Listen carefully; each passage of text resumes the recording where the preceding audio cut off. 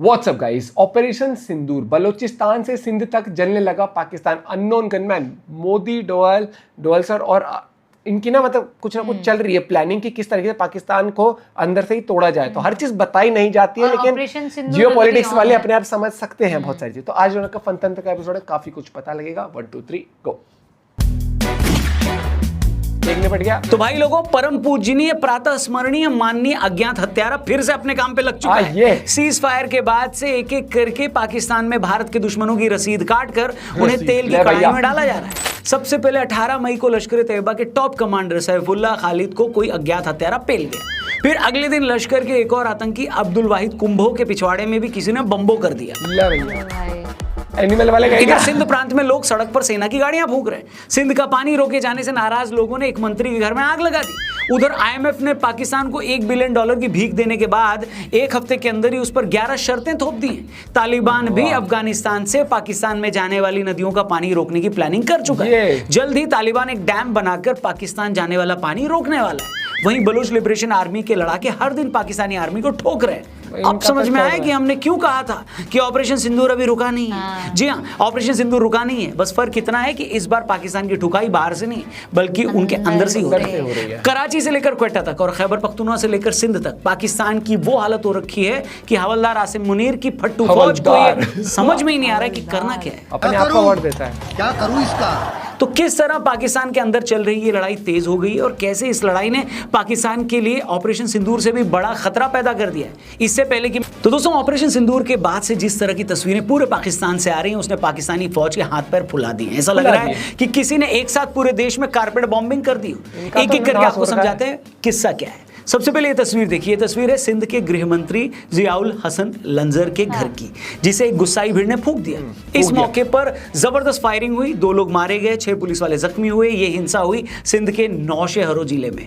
अब वो हिंसा क्यों हुई, वायलेंस क्यों हुआ, ये बता देते हैं। पाकिस्तान की आर्मी और पॉलिटिक्स में ज्यादातर लोग पंजाब स्टेट से आते हैं, आप जानते हैं। सालों से ये पंजाबी मुसलमान पाकिस्तान के दूसरे प्रांतों के साथ सौतेला व्यवहार करते हैं। इनका सारा फोकस पंजाब पे ही रहता है। अब हुआ ये कि कुछ समय पहले शहबाज शरीफ की सरकार ने अनाउंस किया कि वो पंजाब में 6 नहरें बनाएंगे और इसके पीछे उनकी बड़ी घटिया सोच थी।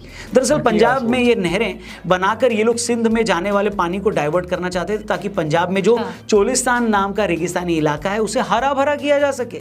अब ये बात सिंध के लोगों को हजम ही नहीं हुई, पसंद भी नहीं आई। उन्होंने कहा, भाई साहब, हमारे यहाँ पीने को पानी नहीं है और तुम लोग हमारा पानी रोककर उस एरिया को आबाद करना चाह रहे हो जहां पहले से कोई नहीं रहता। बस इसी बात पर कई दिनों से सिंध सुलग रहा था। अब हुआ ये कि पहलगाम के बाद जब इंडिया से टेंशन बढ़ी तो शहबाज शरीफ की गवर्नमेंट ने ऐलान कर दिया कि फिलहाल इस प्रोजेक्ट को रोका जा रहा है। जैसा कि मैंने पहले भी कहा है, पाकिस्तान उस डॉगी की पूंछ की तरह है जो कभी सीधी नहीं हो सकती। जैसे ऑपरेशन सिंदूर में सीज फायर हुआ, पाकिस्तानी आर्मी ढिंडोरा पीटने लगी कि हम तो वॉर जीत गए। ऐसे में फिर से उन्हें कॉन्फिडेंस आ गया कि हम प्रोजेक्ट दोबारा स्टार्ट कर सकते हैं। जैसे ये बात सिंध के लोगों को पता लगी, वो भड़क गए, सड़कों पर उतर आए। हाईवे के पास कहीं ये लोग प्रदर्शन करना चाह रहे थे, लेकिन परमिशन नहीं मिली। इसके बाद भीड़ उग्र हो गई और गृह मंत्री के घर पे आग लगा दी।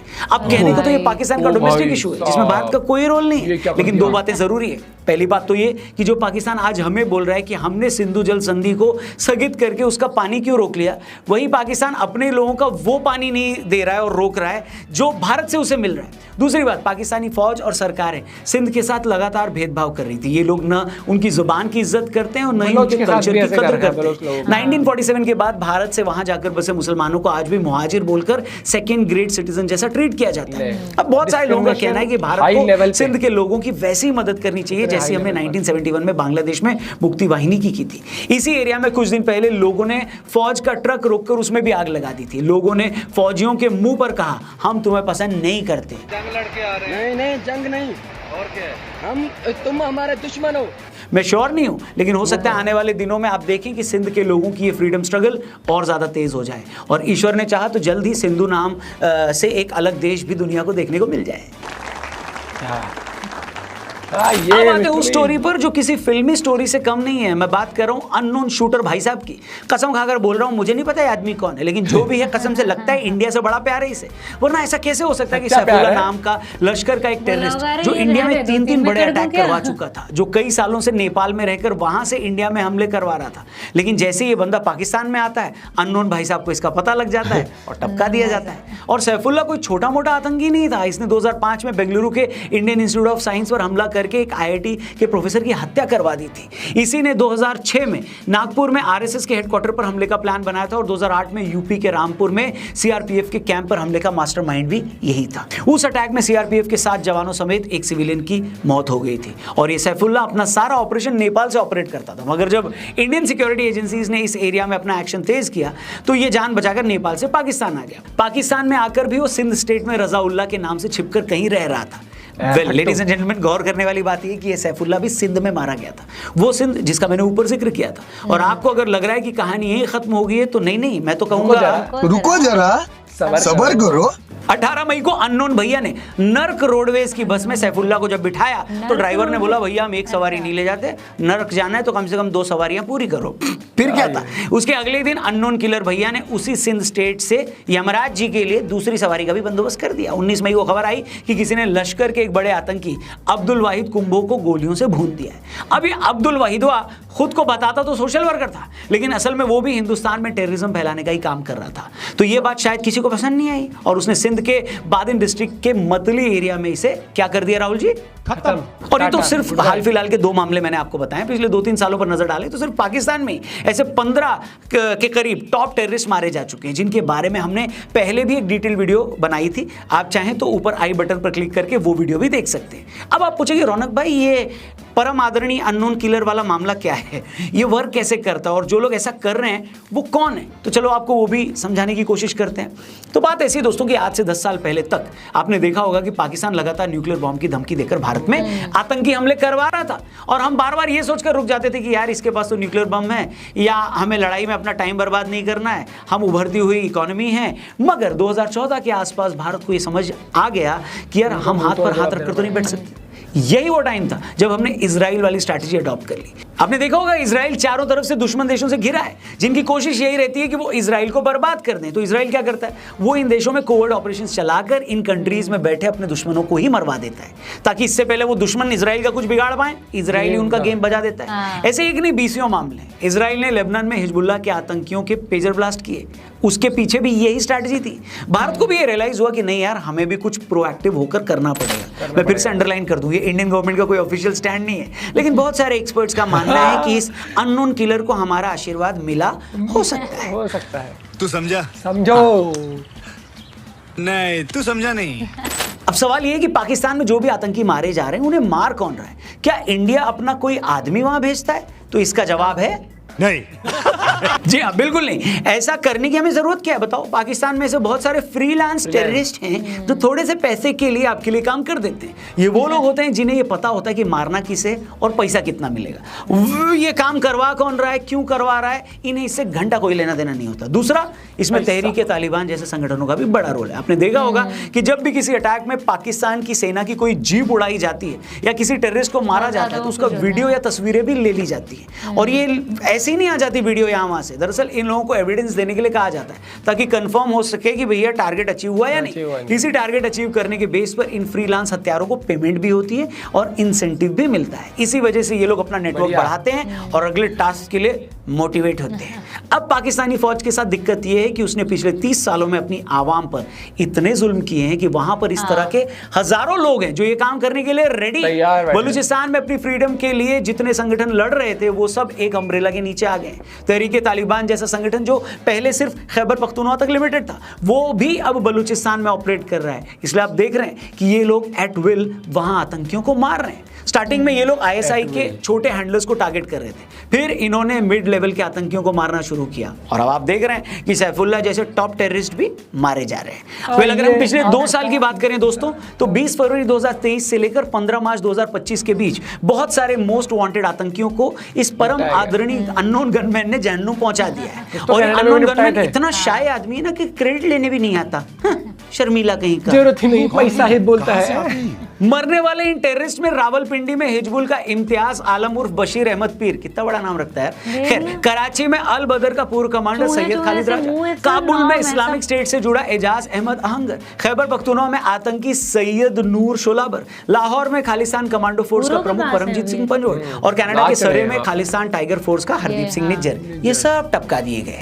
Bye bye tata. इसके अलावा कराची में जमातुद दावा का मुल्ला सरदार हुसैन अरैन, पाकिस्तान ऑक्यूपाइड कश्मीर में लश्कर का अबू कासिम और पाकिस्तानी पंजाब में लश्कर का अबू कताल समेत कई लोग निपटा दिए गए। अब ये सब गरीब या तो आदरणीय अज्ञात हत्यारे के हाथों मारे गए या पता नहीं चला कि किन हालातों में ये अल्लाह को प्यारे हो गए। गुड बाय गया। और जैसे कि मैंने कहा ना, कहानी तो अभी शुरू हुई है, पिक्चर अभी बाकी है मेरे दोस्त। मुनीरवा ने 3 दिन की जंग में भारत के हाथों जलील होने के बाद भी खुद को फील्ड मार्शल बना दिया।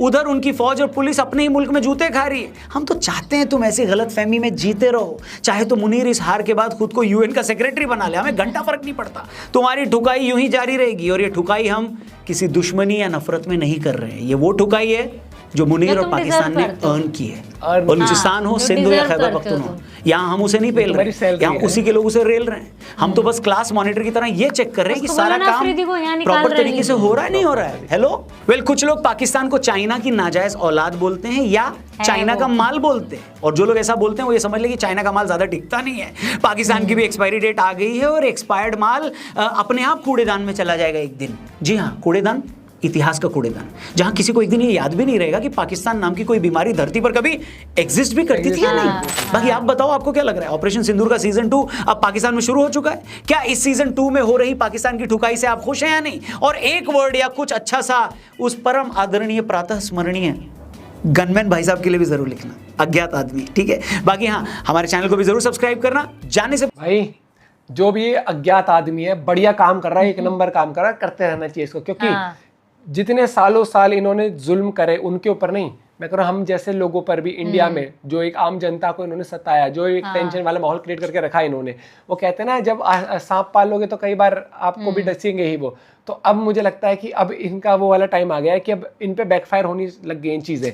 और पहले क्या होता था कि हमारे लोग भी ना आधी बातें समझ नहीं पाते थे। अब सोशल मीडिया पर ना एक, भाई देखो, मानो मत मानो, रील्स के थ्रू एक सोशल वो देशभक्ति वाली भावना थोड़ी और ज्यादा जागने लगी है लोगों की। आप क्योंकि जागने का इंडस्ट्री इसलिए है, जब आप मूवी देखते हो, एग्जांपल आप भाग मिल्खा भाग देखोगे, आप में भाई साहब देख के ऐसे जोश आएगा, कल से रनिंग शुरू, कल से जिम शुरू, आग लगा देंगे, धुआं उठा देंगे, फिर 10 दिन बाद वो ठंडा पड़ जाता है जोश।